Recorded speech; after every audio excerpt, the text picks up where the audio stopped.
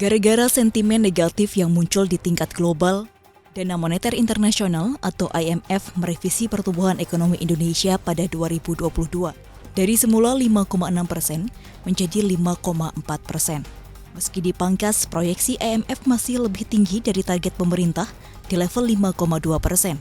Sementara untuk tahun 2023, IMF memperkirakan pertumbuhan ekonomi Indonesia bisa mencapai level 6%. Pemangkasan proyeksi ekonomi ini salah satunya karena risiko inflasi yang melonjak pada negara berkembang dan maju. Perubahan arah kebijakan negara maju seperti Amerika Serikat hingga perang Ukraina dan Rusia turut memberikan andil ketidakpastian. Meski begitu, IMF melihat Indonesia mendapatkan angin segar dari lonjakan harga komoditas seperti batu bara, nikel, hingga minyak kelapa sawit. Kondisi tersebut memberi efek positif bagi perekonomian Indonesia.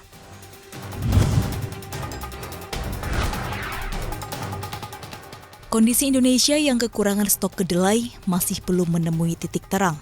Akibatnya harga kedelai pun melonjak, membuat produsen tahu tempe kesulitan. Direktur Utama Perum Bulog, Budi Waseso mengaku siap mengimpor kedelai jika ditugaskan pemerintah. Bulog pun mengaku sudah menjajaki 7 negara produksi kedelai yang relatif lebih murah dari Amerika Serikat. Namun dia mengembalikan keputusan tersebut pada Kementerian Pertanian. Sementara itu, Menteri Pertanian Syahrul Yassin Limpo menyatakan kekurangan stok kedelai di tanah air disebabkan petani Indonesia ogah menanam kedelai. Alasannya karena kedelai impor masih lebih murah dari produksi sendiri. Perbandingannya, harga kedelai impor adalah Rp5.000 per kilogram, sementara harga jual petani harus dibeli dengan harga Rp7.000 per kilogram.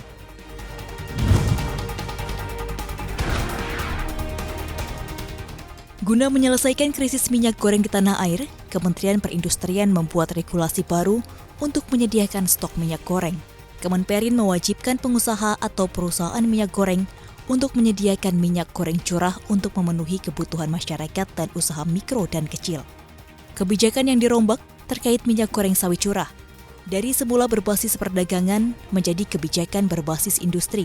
Dengan kebijakan berbasis industri, pemerintah mengklaim bisa mengatur bahan baku, produksi, dan distribusi migor curah dengan lebih baik, sehingga pasokannya selalu tersedia dengan harga yang sesuai harga eceran tertinggi.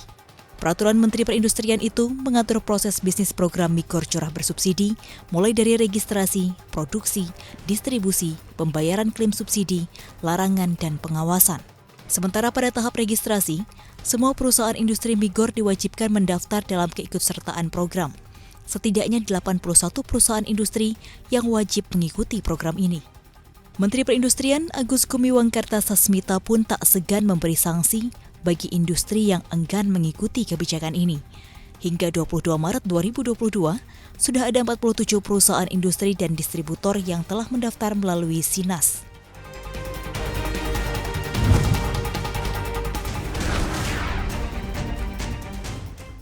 Kabar gembira bagi Anda yang ingin mudik tahun ini, pemerintah bakal melonggarkan aturan mudik lebaran dengan syarat sudah vaksin lengkap dengan booster.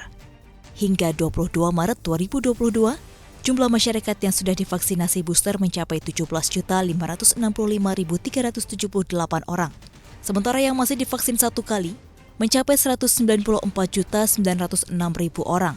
Menteri Pendayagunaan Aparatur Negara dan Reformasi Birokrasi Cahyokumolo mengatakan pihaknya akan menyiapkan regulasi untuk mudik Hari Raya Idul Fitri, khususnya tentang kelonggaran bagi masyarakat maupun ASN yang ingin mudik. Sinyal diperbolehkannya izin mudik ini juga disampaikan oleh Menko Pembangunan Manusia dan Kebudayaan Muhadjir Effendi.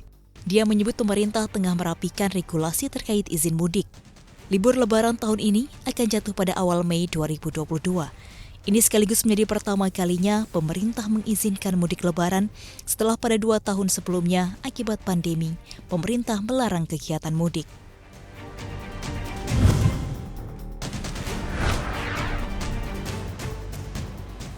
Uni Eropa nampaknya masih setengah hati memberi sanksi embargo minyak Rusia, sebab masih ada sejumlah negara anggota Uni Eropa yang tidak setuju dengan usulan embargo minyak Rusia. Di antaranya adalah pemerintah Jerman yang tidak akan memboikot minyak Rusia. Kanselir Jerman Olaf Scholz menyatakan posisi Jerman terkait isu boikot energi ini tetap sama. Ini juga berlaku untuk banyak negara anggota lainnya yang lebih bergantung pada batu bara, gas, dan minyak daripada Jerman.